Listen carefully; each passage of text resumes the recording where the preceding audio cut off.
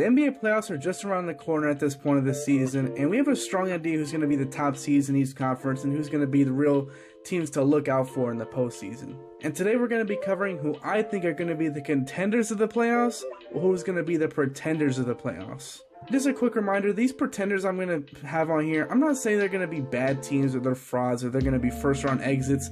I just say they don't stack up well enough to the top seeds in each conference. Or the top contenders in each conference. So I'm not saying they're going to be bad, they're going to be first round exits or anything, they're going to get swept. I just don't think they are going to make the finals and win the championship.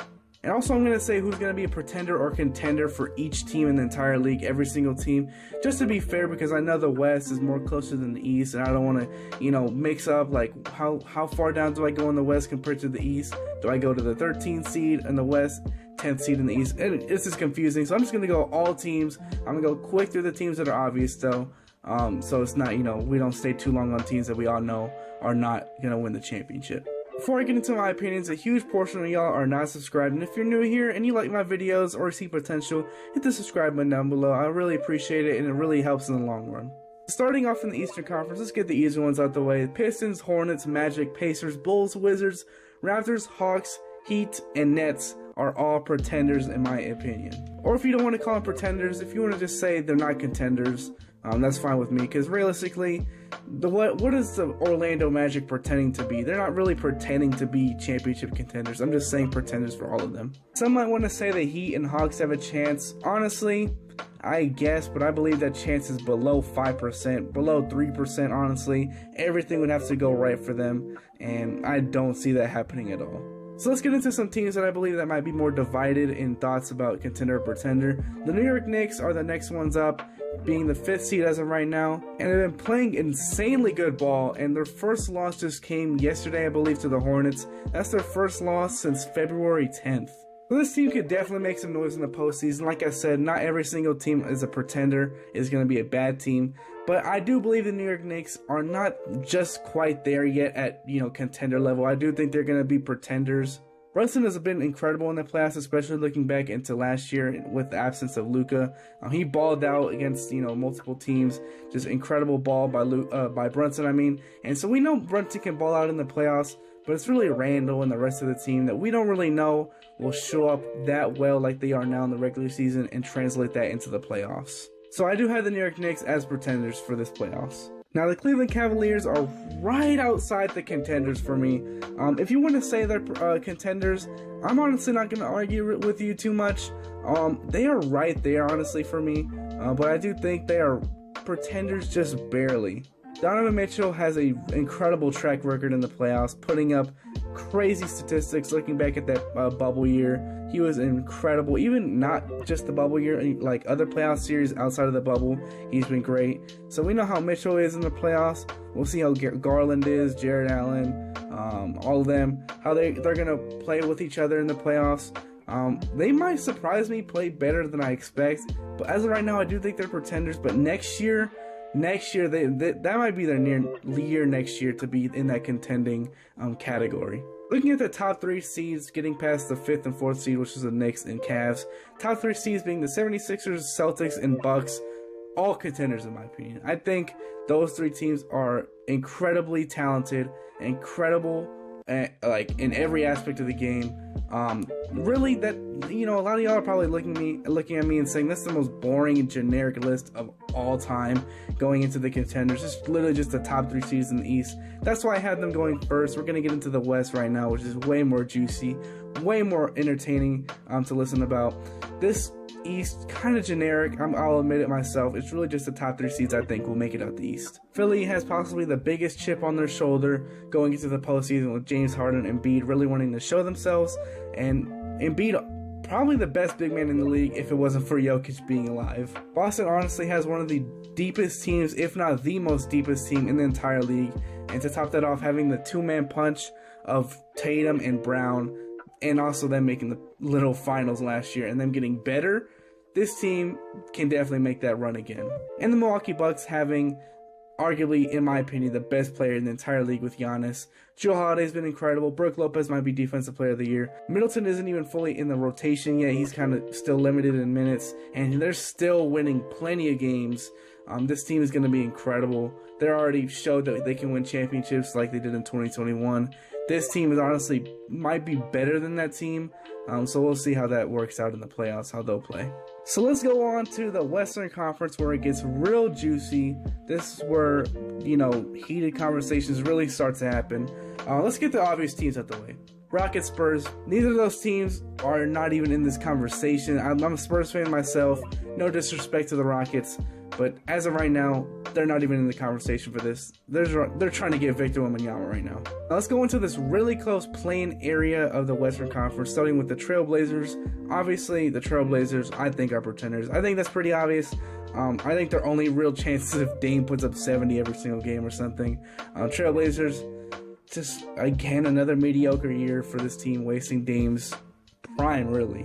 Now the Lakers, as I was making this notes, it was during the Grizzlies game, so this order is kind of out of whack right now. I think the Lakers are the 9th seed or 8th seed right now, actually.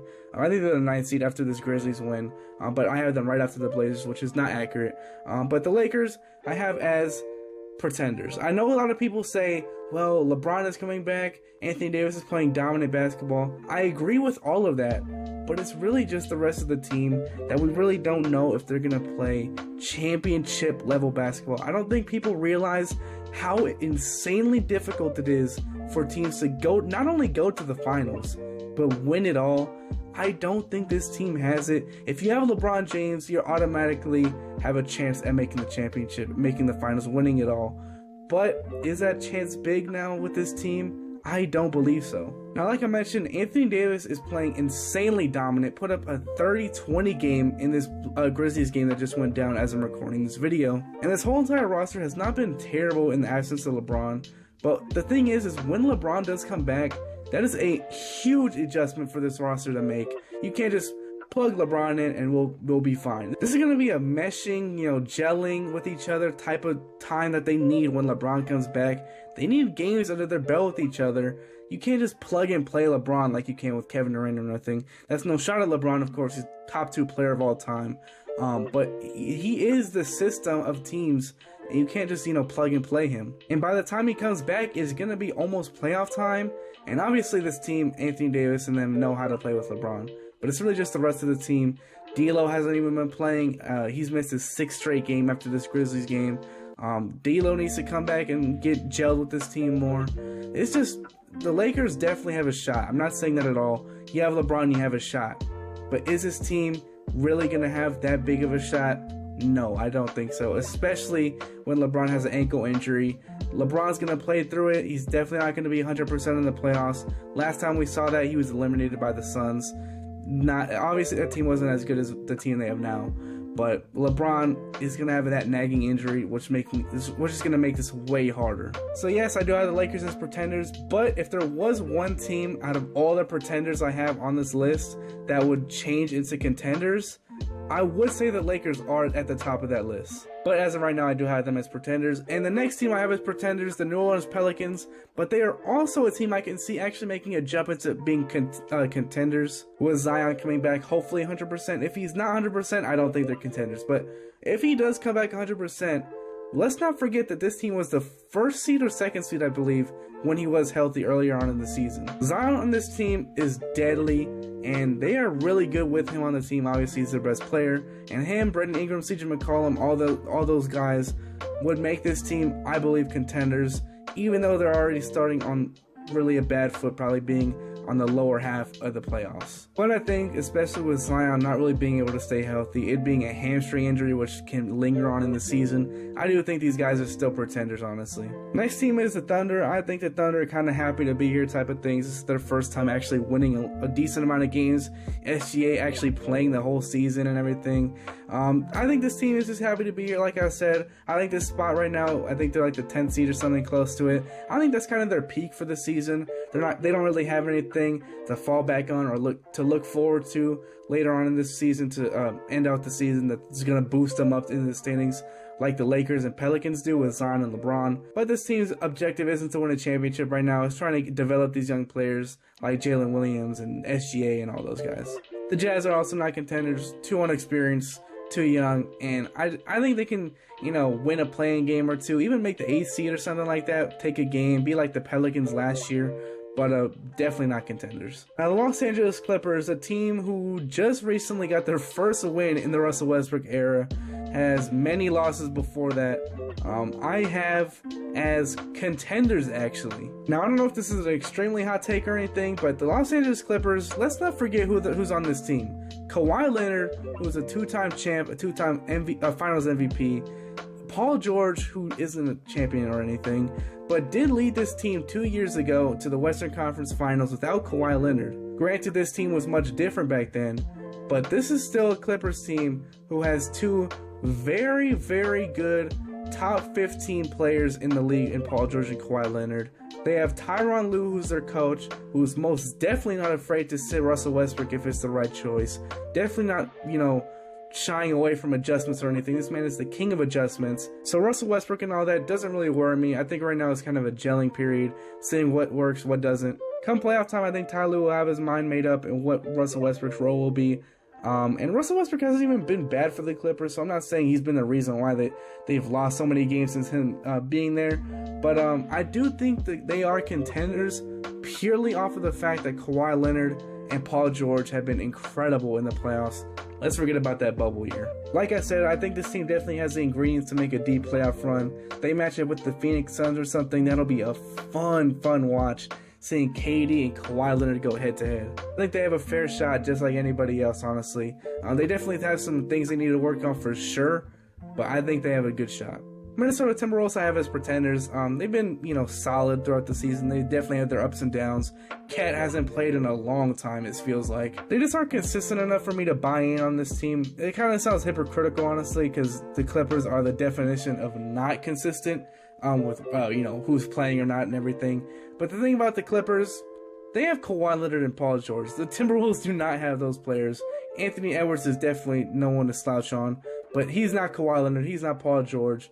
But I think especially with Cat possibly not coming in almost towards the play-in or playoffs or whatever, that's going to need some time to gel. And when Cat has played with this team, they have not played very good. With them needing to readjust with Cat and everything at the worst possible time towards the play-in and playoffs, where you got to lock in, you have to have everything ready for the play-in playoffs, you got to be film studying and everything.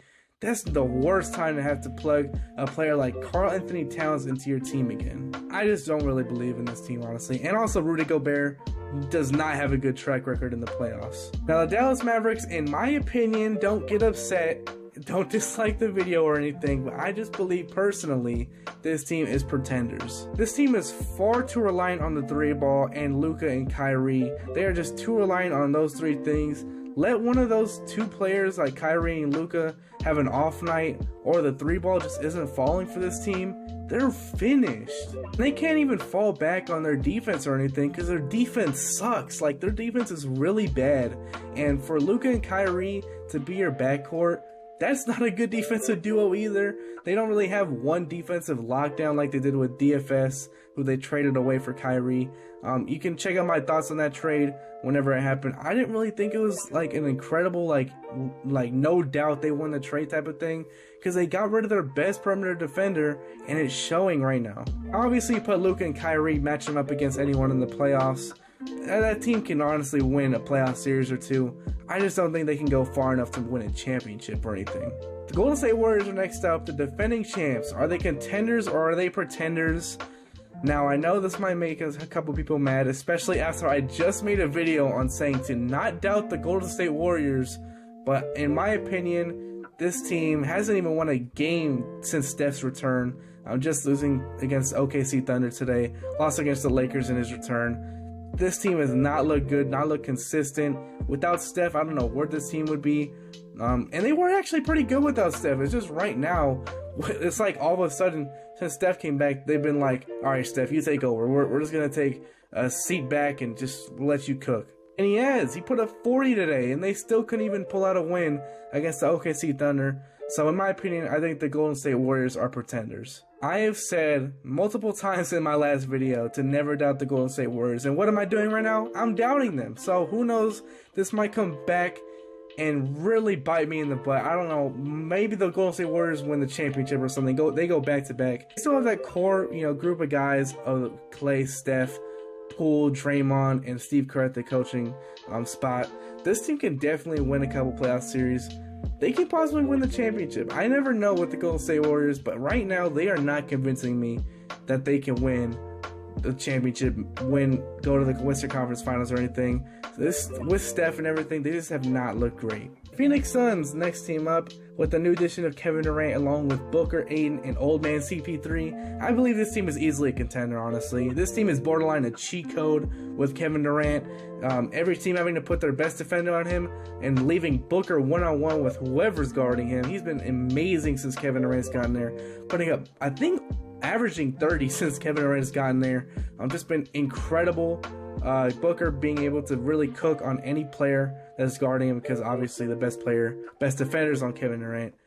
Just been incredible offense played from this team. I think with Kevin Durant, Booker, Chris Paul, and Aiden, this team can definitely win the championship. And they did just add a phenomenal all-time great player on their team, so you'd be like, oh, don't they need time to gel? I mean, it's almost playoff time, so don't you think that they need time to gel and everything? Well, the thing about Kevin Durant, he might be the most easy player to just plug into your team and say, go hoop, because this man plays basketball at most elite level, and all he does, shoots threes, mid-ranges, dunks, he blocks shots, he's a good defender. He's not someone you need to build an entire system around. You just go out there, tell him, go get buckets and be Kevin Durant. Now the third seed out west, the Sacramento Kings, the best offense in the entire league, led by the duo of De'Aaron Fox and Domantas Sabonis. This team has a lot going for them, but they are far too inexperienced. They have a pretty bad defense, honestly, and let them match up against Kevin Durant, Luka, Kawhi, Jokic in the playoffs. They have nobody to keep up with them. The Kings are having a historical run right now. I love to see this for Sacktown. They haven't been in the playoffs in 20 years or something like that. Their future is bright, but right now, I think they're pretenders. The Beam team definitely does have a lot to look forward to in their future. I just think their first year together, that might be a stretch to call them contenders already. But they can definitely make a couple upsets come playoff time, though. I'm not saying that's impossible.